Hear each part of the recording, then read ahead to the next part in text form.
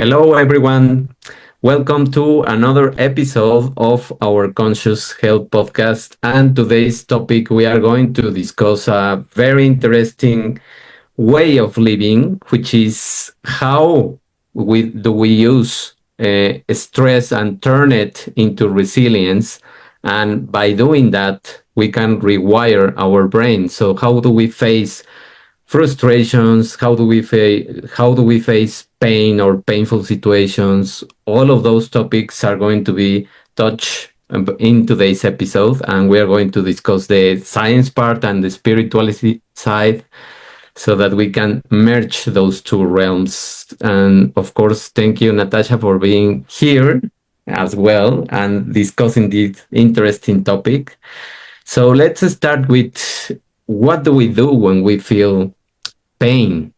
How do we resist sometimes to be in pain, and we alleviate the pain with these quick remedies and quick solutions of taking a pill and just trying to cope with symptoms in a less disturbing way. But we are also debilitating our own resilience to heal ourselves, to let the body do the work, and we are taking shortcuts to recover. No. Yeah, we are, for sure. I know for pain, when it comes to okay, we don't escape this planet without having some kind of pain, whether it be physical, mental, emotional pain. We don't. It's part of being on this planet. It's part of our spiritual journey. It's part of our expansion. It's part of our purpose. Now, a lot of the times when we look at pain, it means that there's some kind of a resistance. So I tend to see pain as a resistance to our natural self. I tend to see pain as a messenger to tell us that something is wrong or something has been suppressed. When I look at pain or resilience, I usually tend to have a look at it from, my belief is it starts on a mental level, whether depending on the conversations we're having with ourselves, the environments that we're in, the conditioning that we've been given, not only from my parents, our peers, our teachers, our culture, our country, society. Like there's so much that is involved. And usually we feel pain when we're not in alignment with our true being, our, who we are in this world, when we're not following our own vibration, our own blueprint. When we do that, pain starts to diminish. And a lot of the times we find ourselves, especially when we're stressed, we're burnt out, our body is usually the last protocol that turns around and goes, stop, enough. Although it does give us signals, and we've spoken about this on the show, where it's kind of like, hey, here's a bit of a cold, time to slow down and nurture yourself. Hey, here's a bit of a bigger cold. Hey, here's pneumonia, or here, whatever's going on in the body. So the body tends to give us quite a big indication of what's going on. And I see pain really as like a flashlight, telling us that we're out of alignment with our true self, or that there is some sort of a clearing or something is going on with us. And it's about getting curious about that, and how we deal with it. And one of the things that you said is, do we take that quick pill? And sometimes medication is needed, but I usually tend to look at, okay, what is the, and sometimes we suffer from the opposite side, where we'll let it go on for too long before we go and see a doctor. Right? And then the doctor's like, you could have been here 2 weeks ago and I don't have to give you antibiotics, or whatever it is. Kind of like talking about my mom. I mean, we grew up in the sense of like, she jokes. She even, like yesterday, she was joking with us because my daughter was saying that there's some kind of like flu virus going around in her class, and 50% of the kids aren't there, right? So my mom started laughing and she says, just give them 2 aspirins and send them off to school. Because that's what she used to do to us, right? She was just like, whatever, just, suck it up, buttercup, and off you go to school, Can't just do it. So there's that aspect. It's where do you draw the line? But for me, I get really, really curious as to okay, what's going on in my body? What is my body telling me? And where did it start? Because from all the work that I've done through craniosacral therapy and the Akashic records, there's always a reason behind it, Mhm. right? There's always, whether it's a somatic emotional, which we had Kim talk about, somatic work, our body keeps that vibrational frequency of the pain, the suffering that we've created. And I do know from an Akashic perspective that when we are going through something stressful or painful, that it almost forces us to be or step into that person that we need to save us, right? We need to become that person, that create that resilience or just push forward. This is a very big topic. I don't know. What are your thoughts, David? I love the way that you make this analogy of a flashlight Yeah. because it is an alarm system. That's the way it is known in terms of the physiology that we need to awaken and trigger and understand what is happening with us.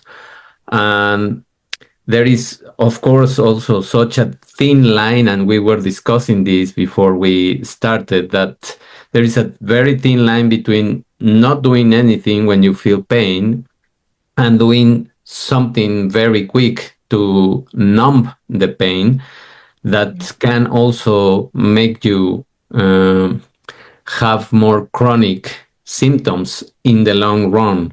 No, because many times when we feel that pain, and for example, the story that you are telling about your mom and saying take two pills and go to Go to the school. school.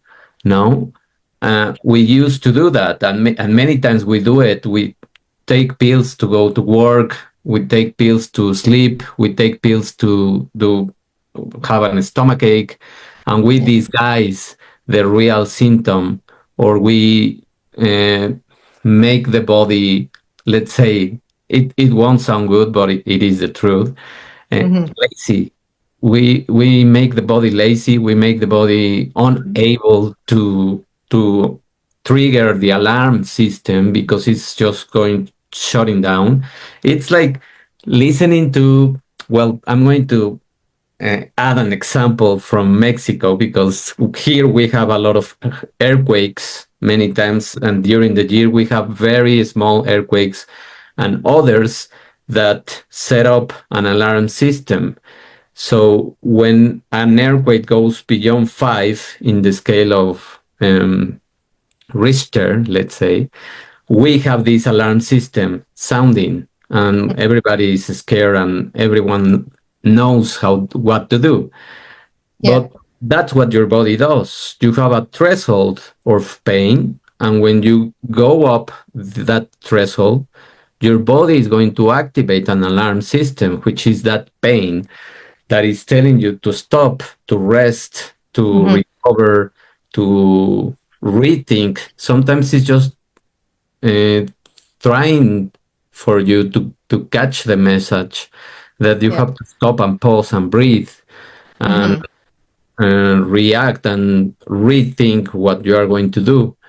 But when we don't listen to that and we just take the pill, we go on, and then the body says, okay, so I'm not going to activate anything. So next time you have something similar, you won't feel pain, and probably you will have a higher threshold.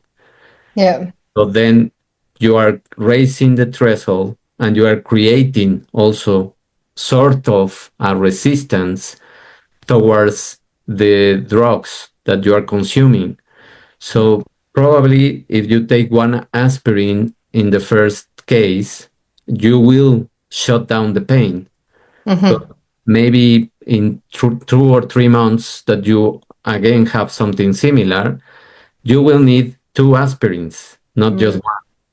And then in 6 months, if you have another case of the similar pain, you will take three pills. And then you keep growing and growing until you fool your system with pills. And then that kind of pharmaceutical drug or active ingredient is not going to do anything in your body. So you will have to switch to a higher, let's say, capacity of drug that it will ease the pain. And you will upload and you will upload and you will get into this crisis that many of the Americans suffer with opioids, for example. They had a very huge crisis of opioids because people was in chronic pain and they were taking these pills like they were candies. So they really make a lot of damage into their own systems and they shut down these alarms that we need. And we are going to explain how these alarms start working, no? It's so interesting because when we look at it from kind of like a spiritual perspective, or an Akashic perspective, the belief is that we come to this planet to explore certain themes, and the themes continue to show up for us until we resolve them, right? So, and I used to joke around. I used to go, you find yourself dating the same type of jerk over and over again, or you find yourself back in kind of like a cycle of overworking, or putting your self-care to the side, or you find yourself back into that cycle of busy, or you find yourself back into a cycle of whatever. But these cycles will continue until we solve the root of the problem. So with us not going in and going, okay, what is the origin of this headache? What does it mean? So like, or looking at that, pain as to getting curious about it and going, why is it there? Right? Because, and it's only when I started on this journey did I start looking at kind of like being encouraged to really look and see the pain, right? Whether it's physical, mental, emotional, as a teacher, to see it as a teacher, not just something to like fix. Because if we put a Band-Aid on it, and we don't know like what's happening underneath the surface, it's still there. It doesn't mean that it goes away. Like you say, we just mask it and it'll continue to surface, but we'll have to mask it even heavier because we're ignoring it even more, because it's like, and our children do this. Like, I don't know, for those of you that have teenagers, like they think that or kids that have cell phones, they think that we're wired to them all the time. So it's almost kind of like I'll get a message and I'll be like, mom, mom, mom, mom, mom, mom. And I think that's what our body does. It goes, hey, you need to work on this. And we go like, oh, whatever, here's a Band-Aid, here's a pill. And then it goes, hey, and then it does another one. And then until it's just shouting louder until we actually deal with it, right? And I think that's because also written in our soul's blueprint, this is a theme we've come to explore and overcome. And if we keep suppressing it and not looking at it, it'll show up in different ways in your relationships, in your work, in your, friendships, like everywhere. It will show up for you to deal with it. But that's the beautiful thing about it, is that it will keep showing. It's a continued opportunity that if you're not ready to deal with it, it's like hitting the snooze button. The alarm will go off again if you don't wake up and deal with it, right? You reminded me of another analogy with the seatbelt in your car. When you are going beyond the limit that it needs to sound, it won't stop. The alarm won't stop until you fasten your seatbelt. So that's the same thing that will happen. But we sometimes become deaf to the pain, and we don't listen to the signals. And as you mentioned, many times, I think, or 90% of the time, this pain has a meaning and has an underlying emotional factor that is trying to alert us about something that we are derailing our lives into the spiral of making a chaotic situation, no, and a worse situation. And if we don't listen, of course, we will have the consequences that sometimes they are very tragic because we were behaving like teenagers, no, like don't listening and trying to be like I can do everything, and I can withstand this and whatever. I'm young and things like that.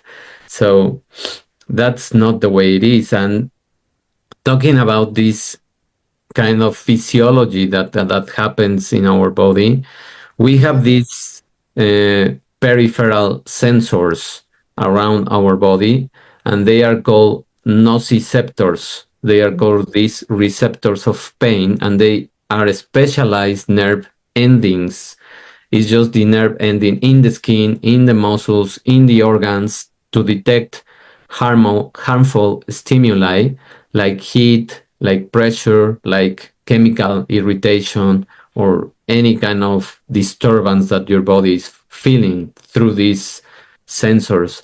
And these signals of pain are transmitted with the spinal cord, and these signals travel via the spinal thalamic. Now, this is another term that relates to the your tract, to the thalamus, to the brain's sensory, let's say, hub station, and they make a processing. So now they have to be classified into what is the kind of pain that you are feeling. Somatosensory, that means that is your body telling you that something is giving you pain, and it is identifying where and how intense the pain is. And I think that we can play with that, because when we are pinching our finger, let's say, with a needle, if we just push a little bit, you won't feel pain, probably. You will feel discomfort, but not pain. If you keep going beyond with more pressure, you will start to feel the pain. So this is the intense and the place and the intensity of what kind of pain you are having. And we have another areas of the brain which are called the insula or the anterior cingulate cortex, and those process emotional and affective dimensions of the pain. So it's this feeling of ouch, like I'm hurt, I'm feeling this hurt, no? And then there is this area of the prefrontal cortex that evaluates the meaning, and this is the one that can help us in terms of the emotional pain and the context and the potential responses to pain, no? So Yeah. it is a very complex mechanism that has to interpret the pain. But if we don't even have this time and these phases that we need to identify, we will make these processes, let's say, delayed, and we will make them stop and don't think about the pain that you are facing and just coping. And then you enter into this spiral of surviving, no? Yeah, and it's incredible what the mind does as well, right? Our mind, and it's like, and that's one thing. Like my mom's always like, she taught us because like she's like, your mind controls your body. She's always said that, right? So it's almost kind of like that resilience, and sometimes. So it's so interesting because because I also process things a lot fast. Like I process, once I understand it. So I've created a process in dealing with pain or dealing with uncomfort or discomfort in the sense where I get really, really curious about it. And I do try and feel it 100% because I think that by avoiding it, and in my world as well, there's something called spiritual bypassing. Where it's almost like you feel that you always have to have a high vibration, which is true, but it's how you respond to all situations of life is what's important. It's not about, I feel that all emotions have equal, like they're equally as important. Fear, anger, love, joy, they're all important. And in the sense of spirituality, sometimes we tend to say, no, we have to be in this, constantly being, in the space of joy. And that's not accurate either, because like you're saying, these receptors come to tell us, hey, something's up here. We need to have a look at it. and we do need to not sweep it under the carpet, but really, really have a look at it, because all of a sudden that carpet's going to have like a big bolt that eventually you can't walk over it, right? But it's almost kind of like, and Mateus talks about this, where you become the something. So it's like almost like we need to become the fire, we need to become the water, we need to embody that energy completely before we understand it. So I was thinking about it as you were speaking. We're coming up to fall or autumn, where it's a layer of letting go. Mm-hmm. Right. And letting go is hard because we need to realize what it is and identify it before we let it go. And so interesting that it's happening at this moment. I know I'm getting a little bit woo out here, but it's the planet is in a 9-year, right? So, so 2025 is 2 + 2 + 5 is a 9-year. And 9 years is the end of a cycle. So a lot of people, as we're coming to the end of the year, and I was talking to a friend of mine, I said, she goes, how are you doing? I said, you know what, I feel like I'm firefighting right now. Like everything seems to be like, okay, what's the next thing? And I said to her, but it's good, because if you look at it from a different perspective, like feeling it head on and working with it, because I have a tendency to procrastinate sometimes just because I'm busy. So it's like, what is the latest thing? So that's kind of like pushed me to a sense of saying, okay, I'm done procrastinating, or why am I procrastinating? Jumping into that and going, what is the resistance? Is there something that's not in alignment? Is there a better way of doing it? Or am I just choosing not to do it, like sweeping it under the carpet? So it's brought in a different kind of like looking at myself, but what am I releasing? And I said to her, I think we're letting go of a lot of old patterns that are coming up. So just because we're ending this year of a cycle, we all have our own personal cycles as well, numerologically.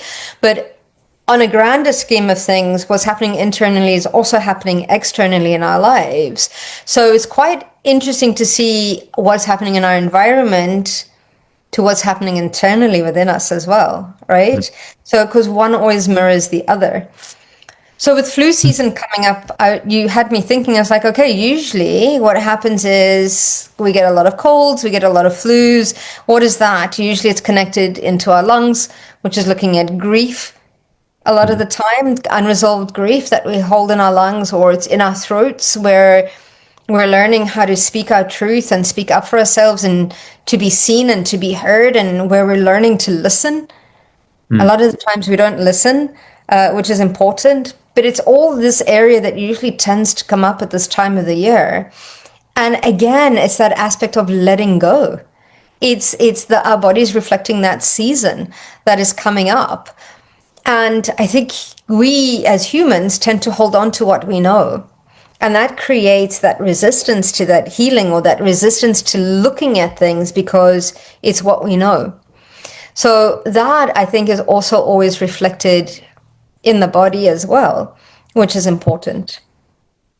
It's so synchronistic that you mention this kind of story, also a narrative, because I recently had a pain in my feet, in my right feet, and near the heel. And I was looking for the meaning of the pain and why it happened, because I said, I mean, this is the same kind of exercise that I have done, so it shouldn't be caused by the exercise. So I look for something deeper, no? And I discovered that this kind of pain in your feet, whether it is in the area that I have it or in other area of your feet, it relates to understanding yourself more and having clarity in what you want in your life. And I just took some moments to think about it and to sense the things. And I agree with you that in my case also, I have been procrastinating also releasing my second book, and I have been over and over reviewing it and doing things with it, but not finishing and just releasing. And I said, well, this is the confusing part. No, I think this is what is happening, and the direction that I want to take with everything that I'm doing right now, Yeah. and what kind of future do I see for myself, and all of those things were in my mind with this kind of pain. And suddenly, in just like 2 or 3 days of reflecting about it and meditating about it, the pain has gone. So it is just sometimes to give yourself this reflection time Yeah. and evaluate yourself and assess what you are doing with your life.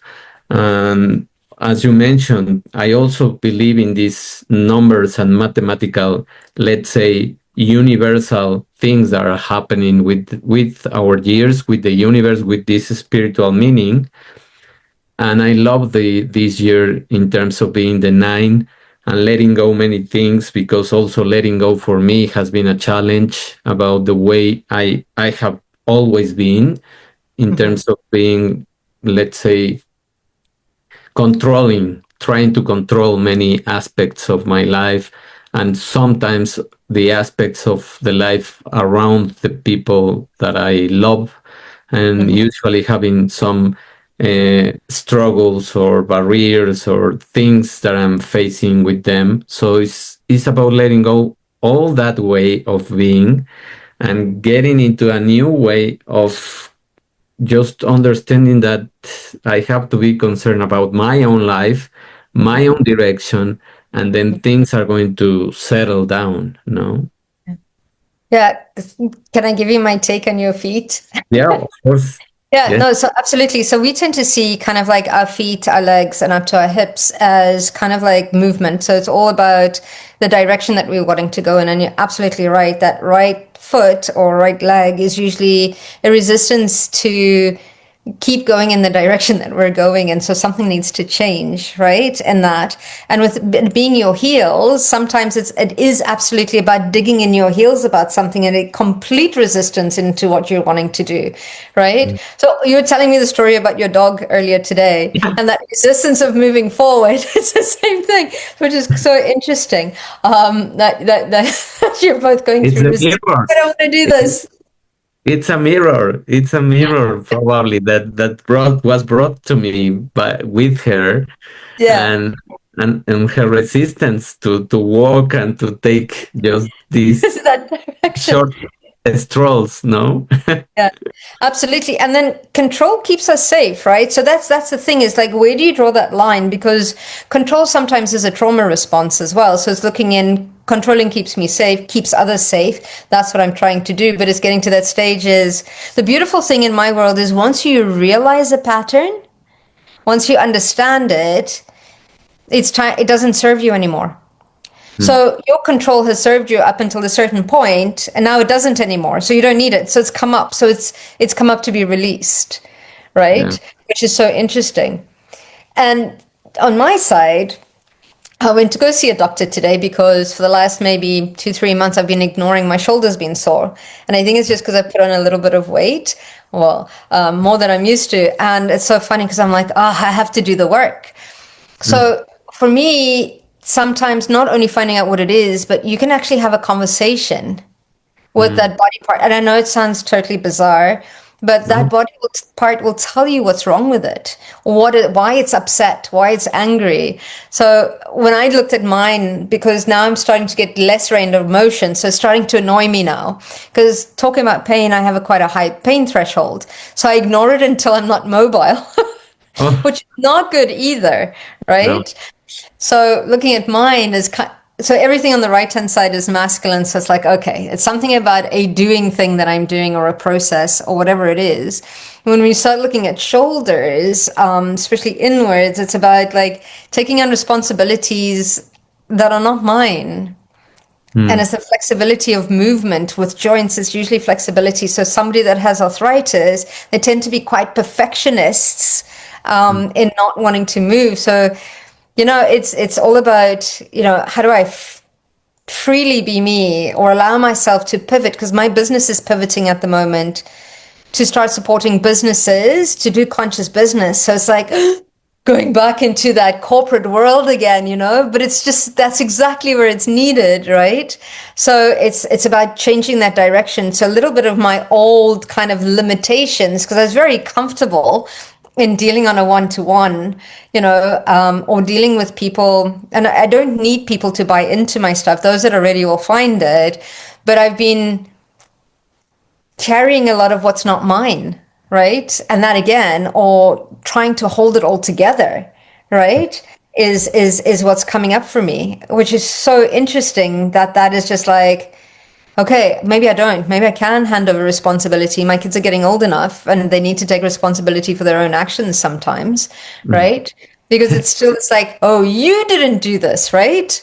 Yeah. And it's just like, what do you mean? I told you, you're not listening. What do you like? It's like, take responsibility, but I need to let them take that responsibility, right? So I think that's what's coming in with this kind of like, this feeling of like, I can't drop the ball, I have to, and I can't ask for help. And it actually starts to physically manifest in different areas, right? Yeah. So it's so strange that we start, not strange, it's absolutely beautiful that our body is this amazing feedback mechanism that tells us, hey, sort your stuff out because something's not right, kind of a thing. You don't need to keep doing this. Yeah, exactly. I mean, it knows where the pain has to be so that you Yeah. pay attention and understand what is happening. And sometimes it gives you these mirrors in your people around you or in your animals that we were speaking also. So No? animals are quite interesting in the sense that whenever I've treated an animal, I've always treated its owner. Mm, I'll yeah. tell you why, because animals usually tend to Absorb, take no? away our illnesses, but absorb them, yeah, or to a certain extent, they tend to carry our illnesses for us a lot of the times. So there was this one of my clients, the dog had anxiety whenever they left, but I'd always treat both of them together because that's how I found out it works, because one is a reflection of the other. It's almost like their nervous systems are kind of like intertwined Yeah. with us as well. Yes, I agree. I agree, and I think that that is also the way that it happens, so that we can react and reflect about it. Because we said, well, why is this dog not doing something or having these issues, no? And sometimes it gives you a lot of meaning and opens and very wide way of seeing the perspective of your own life. And So true. understanding what is happening and why in first instant why this kind of dog Yeah. arrived to the life, no, of your own, and then how it reflects many of the things that you are dealing with. Yeah. And talking about also what you were saying about sometimes being stubborn with pain and trying to cope until you have these big issues that now you can't move sometimes.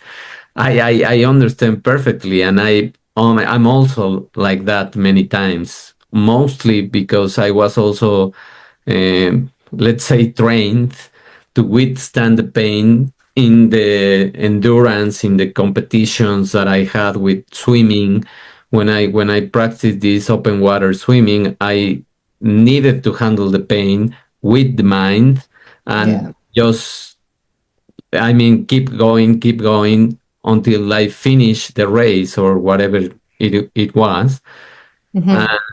And it is amazing how your brain can understand when you need to withstand this kind of pain in order to sometimes survive. Sometimes it's just a competition, but it Yeah. gives you this the strength to do that. And also that strength is what creates in you this resilience for life. No? It might create the resilience for life, which is amazing. But what's also happening is you've stored that trauma somewhere in your body because you weren't able to deal with it at that time. It's important to go back and deal with it because otherwise it surfaces later on in life. Hmm. Yeah, but which both is sides. I important. mean, So both both sides, sides of it is important because sometimes you do need to do that, right? Because it. those signals and that stress, that anxiety, that pain from the mother in the womb. Mhm.